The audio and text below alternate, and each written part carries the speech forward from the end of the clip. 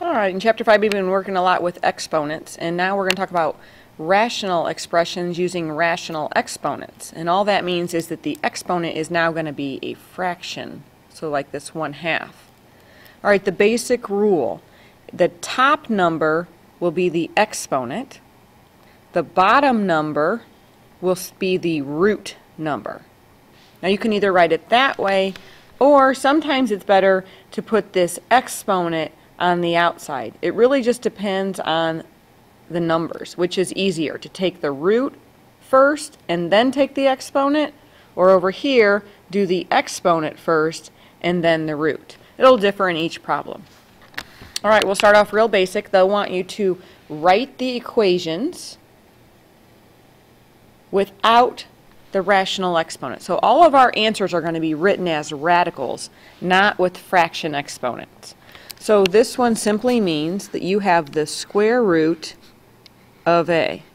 Now if you want to, you can put the 2 in here and the 1 in here, but we don't typically write those numbers in when they're 2's and 1's.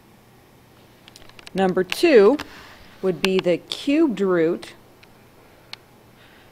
of b squared. Now, we still have to remember all of the exponent rules and radical rules that we know from before, so you need to make sure that these are simplified when you're done. Now, does 3 go into 2? No, so we can't take any b's out, so you know you're done with that problem. Some people like to look at that when they look at the fraction up here, and they notice that it's 2/3.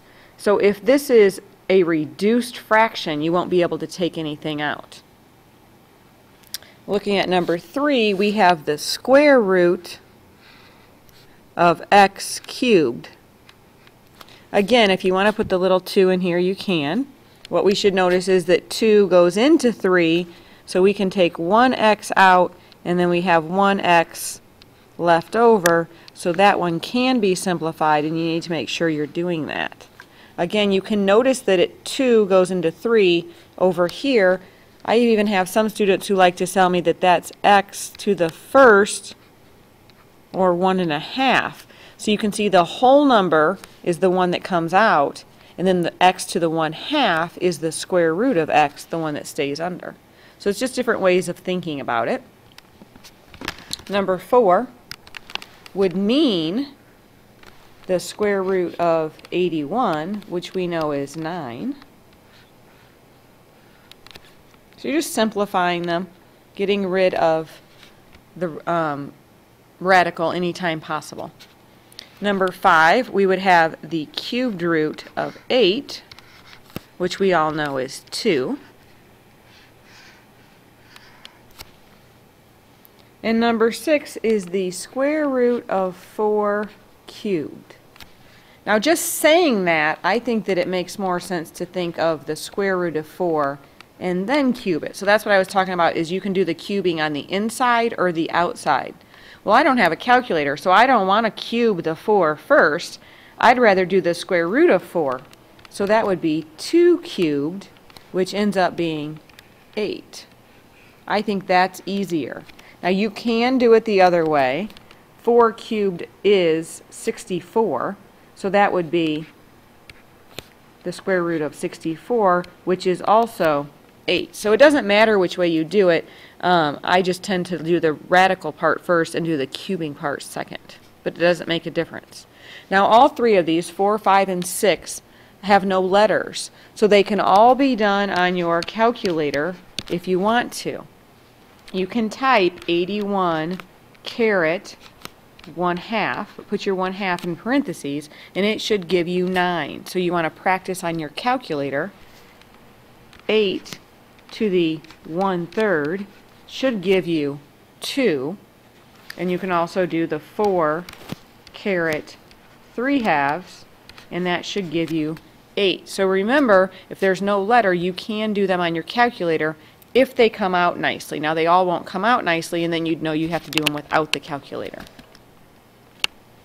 Alright, number 7. Now we're going to add in some of our exponent rules. Now all those same rules apply, so we got to keep using them. We need to remember that the negative means we're going to put that on the bottom. Okay, so this is really 1 over x to the 1/2, which is 1 over the square root of x. Now, we can't have a radical in the denominator, so we got to multiply by the square root of x. So we need to rationalize the denominator, and we end up with the square root of x over x. So all of the things we've done in Chapter 5 so far, we're going to use. So we need to be good at those things. That's one way to do it. Another way to think about it is some people like to keep this as x to the 1/2 instead of changing it to a radical sign. If you want to do it this way, then what you need to be thinking is, how can I get this to turn into a whole number? Because a whole number here would mean there is no radical sign. And I would say, well, you need to multiply by x to the 1/2, which is the root x over root x. What I'm thinking is I'm going to multiply these, so what do you do with these numbers? You add them, and 1/2 plus 1/2 is a whole number 1. So that would make the top be x to the 1/2 and the bottom be x to the 1st, which is the square root of x over x. So you get the same answer, just a little bit different way of thinking about it. We will probably be using this way more than using this way.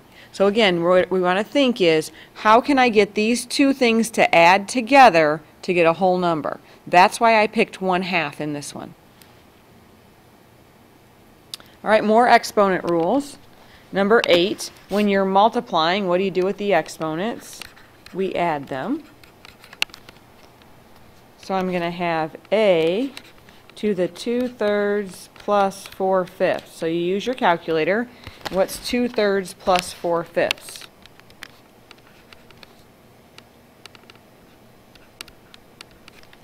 So I'm going to grab my calculator and see what that is. Now you could do it without if you don't have one. Most people are going to be used to using their calculator.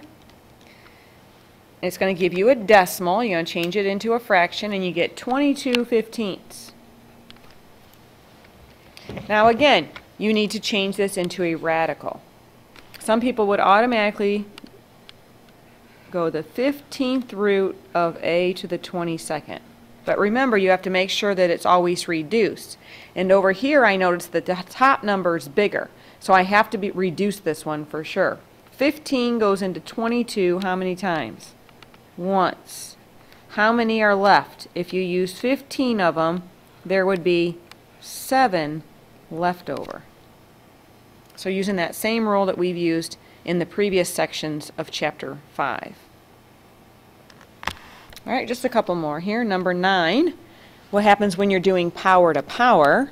We multiply the exponents. So that would be, let's see, we can reduce. So I can go 2 and 3. So I have a to the -3 halves. The negative exponent means I need to put it on the bottom. Now at this point, there are many ways to do this. Okay? Some people would switch it to a radical right away. Okay, you can do that if you want to. That would be the square root of a cubed. And then people, you can reduce that. Okay, so that would be 1 over a root a, because 2 goes into 3 once with 1 left over. And then we need to rationalize the denominator. So we would multiply by root a. On the top we have the square root of a, and we go up here. The square root of a all over, we would have a squared on the bottom because this gives you a, and a times a is a squared. So there's one way to do that problem. Okay? I want you to see if you can figure out another way to do that problem. We should be able to come up with like 2 or 3 different ways to do this problem. So tomorrow in class, I'm going to ask you if you came up with another way to do this problem. All right, and finally number 10. Now, we can't just add these exponents because these have different bases. Up here we have the same base, so we add the exponents. So all you can really do here is notice that you have the square root of 5 and you've got the cube root of some a's and some b's. And what you want to do is you want to put that all together. So in order to do that, what you want is a common denominator so that we have the same root.